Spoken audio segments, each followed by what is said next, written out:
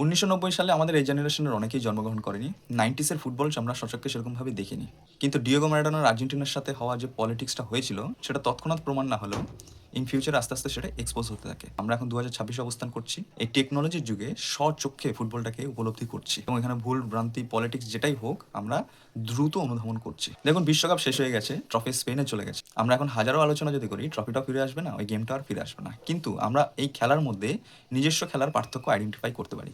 স্টেডিয়ামে কে এলো, স্প্যানিশ সাংবাদিক কি বললো, ক্যামেরা কি ধরা পড়লো, এই 90% তথ্যগুলো আমরা একটা সাইডে রেখে আমরা যদি আর্জেন্টিনার ফাইনাল ম্যাচের খেলা আর গোটা টুর্নামেন্টে তাদের খেলার ধরনের পার্থক্য লক্ষ্য করি, তাহলে কিন্তু কিছু ফ্যাক্ট আপনি কখনোই ডিনাই করতে পারবেন না।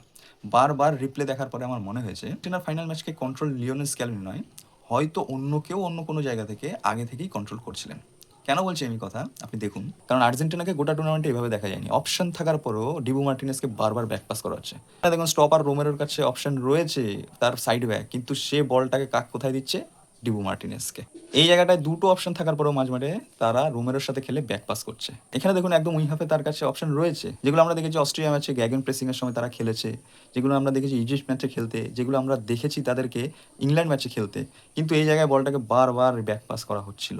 এই জায়গাটাই দেখুন থ্রোয়িংয়ে কিন্তু এই অপশনটা পুরো অ্যাভেলেবেল, কোনো মার্কিংয়ে নেই, তারপরেও থ্রোয়িংটা করা হচ্ছে কোথায়? ব্যাক পাসে। এখানেও তাই, এর কাছে অপশন রয়েছে যে সে ওই উইংয়ে খেলতে পারে, তারপরও সে বলটাকে নিয়ে ঘুরে গিয়ে সেই ব্যাক পাসই করলো। এইখানটায় দেখুন ম্যাক অ্যালিস্টারের কাছে সম্পূর্ণ একটা অপশন অ্যাভেলেবেল রয়েছে, কিন্তু সে অ্যারাউন্ড ঘুরে গিয়ে সেই ব্যাক পাসই করছে। ওয়াই? এটা সেকেন্ড হাফের খেলা, এখানে সেই একই ব্যাকপাসের খেলা।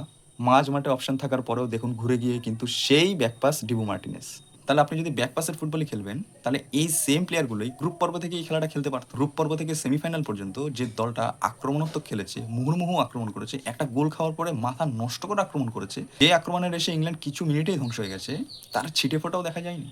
আমি আবারও বলছি, আমি অন্যান্য তথ্য রিউমার সব এক সাইডে রেখে নিজেদের খেলার উপরে যদি অ্যানালাইজ করা হয়, এই ব্যাপারগুলো দেখে একটু অদ্ভুতই লাগছে। 2018-তে ফ্রান্সের সাথে মার্কাদো, প্যারেস, ম্যাক্সিমে যারা যে ফাইট দিয়েছিল, কেন এরা এতগুলো কামব্যাকের পরে আসা ফাইনালে দিতে পারলো না?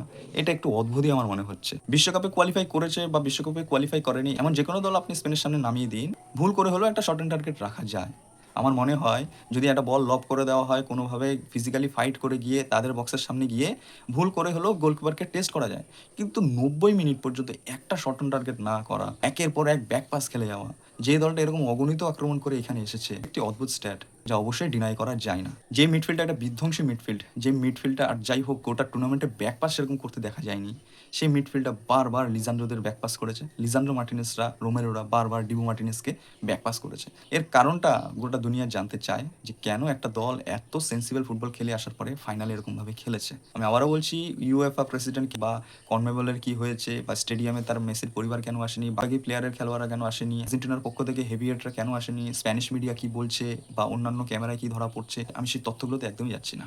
দুটো ফ্যাক্ট শুরুই হয়নি, অথচ লিওনেল মেসি ড্রেসিং রুমে বলছেন যে যা হয়েছে ভুলে যাও, আমাদের শান্ত থাকতে হবে এবং ম্যাচে ফোকাস করতে হবে। এটা যদি হাফ টাইমের পরে ড্রেসিং রুমে বলতো তাও মানা যেত, কিন্তু কেন শান্ত থাকতে বলছেন, যা হয়েছে কি ভুলে যেতে বলছেন, এই রহস্যটা অবশ্যই একটা সময় বের হবে আমি ব্যক্তিগতভাবে মনে করি। থেকেও বড় ব্যাপার লিওনেল স্ক্যালোনির এক্সপ্লেনেশন দেওয়া দরকার।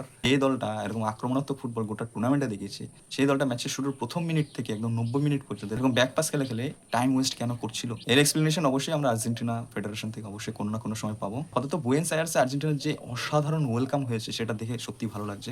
একটা ফাইনাল হেরে গেছে, কিন্তু আর্জেন্টিনার সমর্থকদের এই দলের প্রতি বিশ্বাস, প্রত্যাশা ও ভালোবাসা এখনো কমেনি। এটা দেখে সত্যি খুব ভালো লাগছে।